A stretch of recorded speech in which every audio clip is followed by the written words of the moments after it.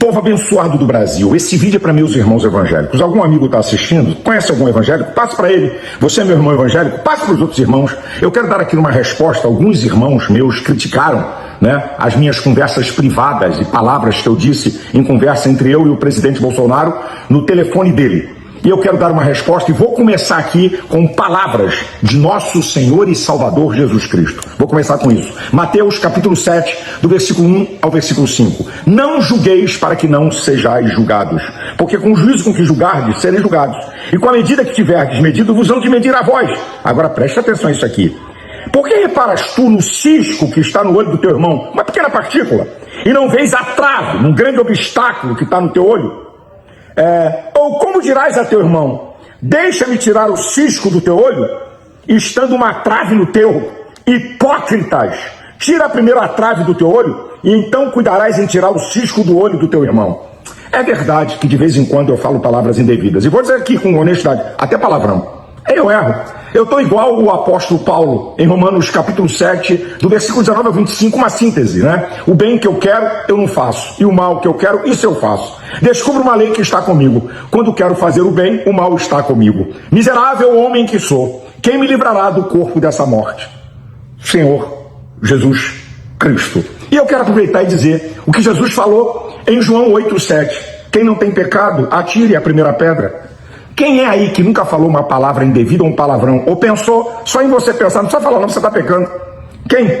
Sabe, gente, é um negócio incrível esse julgamento. Eu vou dizer uma coisa para vocês, se não fosse a misericórdia do Senhor, Lamentações 3, 22 e 23, eu já teria sido destruído pelos meus pecados e pelos meus erros.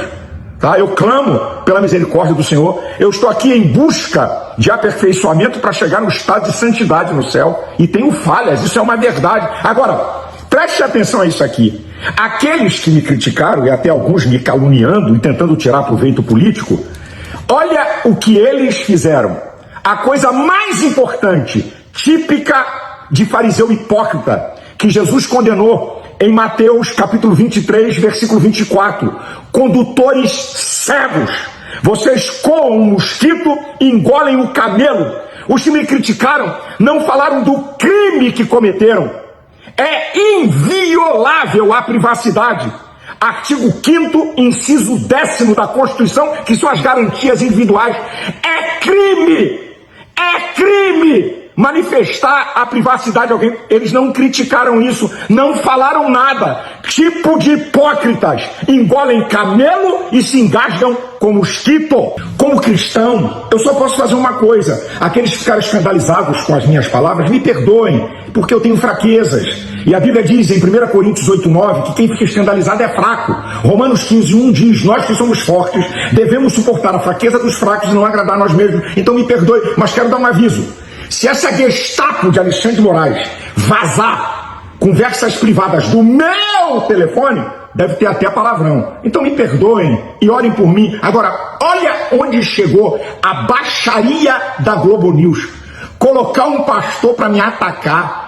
Que jornalismo bandido! A imprensa oficial de Alexandre de Moraes, que vergonha! E o próprio pastor que me ataca tentando tirar proveito político, vazaram o áudio dele falando a mesma coisa que eu falei. Mas eu quero dizer o seguinte, quem me calunia, me difama, até por paixão política, sabe? Eu quero dizer uma coisa, está todo mundo perdoado. Porque Jesus falou em Mateus 6, 14 e 15, se eu não perdoar as ofensas de quem me ofende, Deus não pode perdoar as minhas ofensas. Então, está tudo perdoado. Agora, é uma coisa interessante. Eu agradeço muitos irmãos, pessoas amigas que não evangélicas são, me defenderem. Um padre, olha só, Dom Léo Assis fez uma defesa tremenda a meu respeito. Obrigado a todos vocês. Agora eu fico vendo assim, pessoas que me conhecem, sabem do meu caráter, caladas, gente até amiga, calada, omissa, não diz nada nas redes sociais, com medo de perder seguidor. Muito bem. Há um texto lindo da Bíblia, que é Provérbios 17, 17. Em todo tempo ama o amigo, e na angústia nasce o irmão. Agora, escute isso aqui, gente. A coisa não são palavras minhas.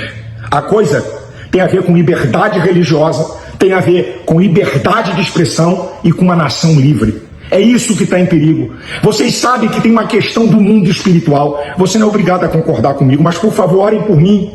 Eu sei o que eu estou fazendo e não estou pedindo para ninguém fazer o que eu faço. Mas orem pelo Brasil, interceda pela minha vida, porque há muita maldade, perversidade, perseguição incrível. E sabe o que eles querem? Me calar e me prender. Mas eu não tenho medo, porque eu sou livre em Cristo.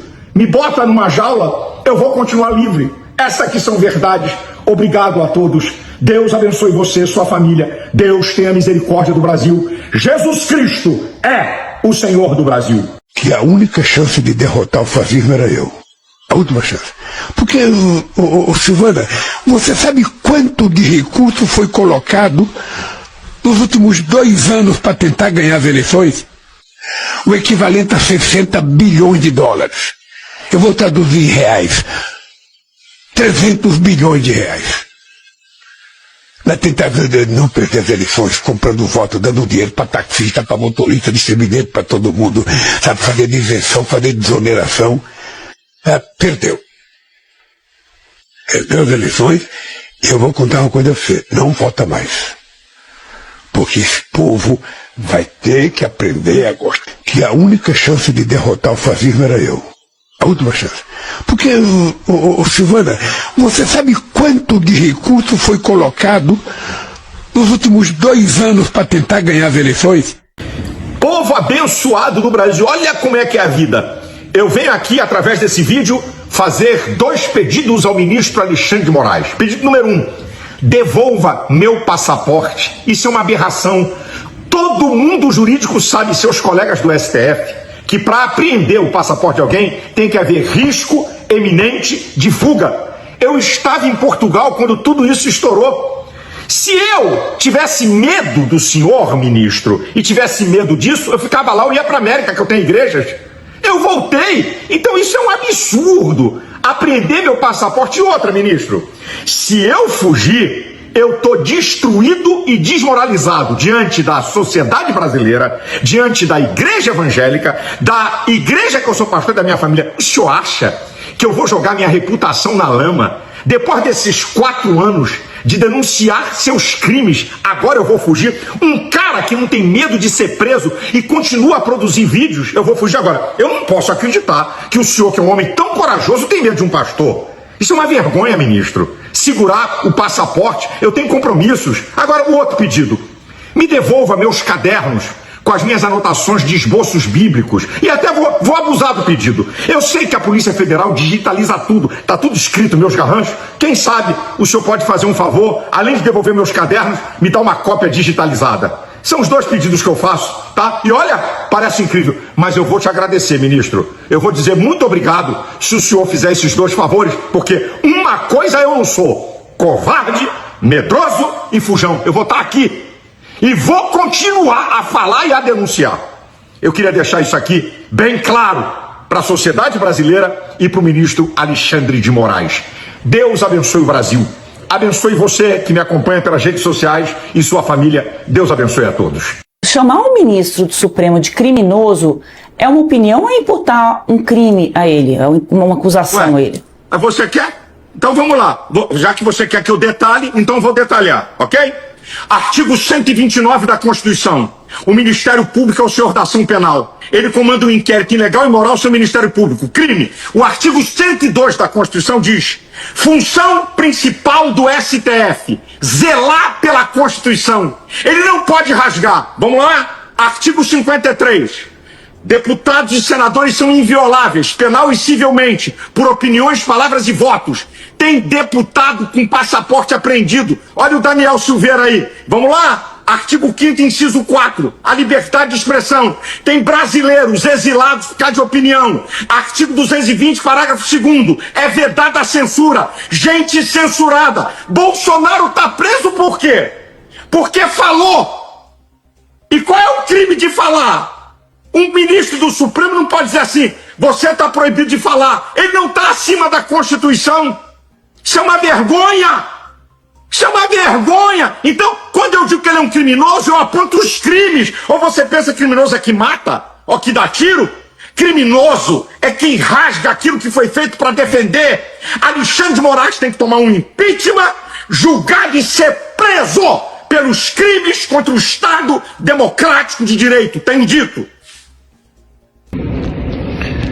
Pessoal, de uma forma muito rápida, eu quero fazer uma reflexão com vocês. Normalmente eu demoro um pouco a me pronunciar, fico ouvindo, vendo, buscando entender o que está acontecendo, ok? Mas nós vimos ontem um episódio na chegada do pastor Silas e eu preciso me pronunciar sobre isso. Não é de hoje que grande parte dos posicionamentos e das decisões tomadas pelo Supremo Tribunal não está de acordo com o que nós entendemos como justiça, ok? Nós temos visto coisas que nós consideramos abuso e muitas vezes nós não temos coragem ou condições de nos pronunciar. O pastor Silas tem feito isso e ontem eu vi algo que me despertou, porque me parece que ele não é o alvo. O pastor Silas é apenas o mensageiro. O alvo somos todos nós. E a mensagem é: olha o que nós somos capazes de fazer com aqueles que criticam, com aqueles que falam verdades que não devem ser ditas. E se nós somos capazes de fazer isso com ele, pode acreditar que nós somos capazes de fazer também coisas piores com vocês. Então me parece que essa é a mensagem para todos nós. Se você gosta do pastor Silas ou não, ou de outras pessoas, certo? Que têm sido veementemente perseguidas por esse sistema, isso não é relevante. O relevante é o que acontece com eles hoje. Se nós não nos posicionarmos, certamente vai estar acontecendo conosco também amanhã, ok? Então deixo aqui o meu apoio, tá certo, ao pastor Silas Malafaia, e nós precisamos nos posicionar, é verdade, porque o Brasil precisa de nós, brasileiros, tá certo? Um grande abraço a todos, que Deus abençoe a nossa nação. Nós vamos continuar orando, ok? Pedindo a Deus que tenha misericórdia, mas além de orar, nós precisamos nos posicionar. Um grande abraço a todos, graça e paz.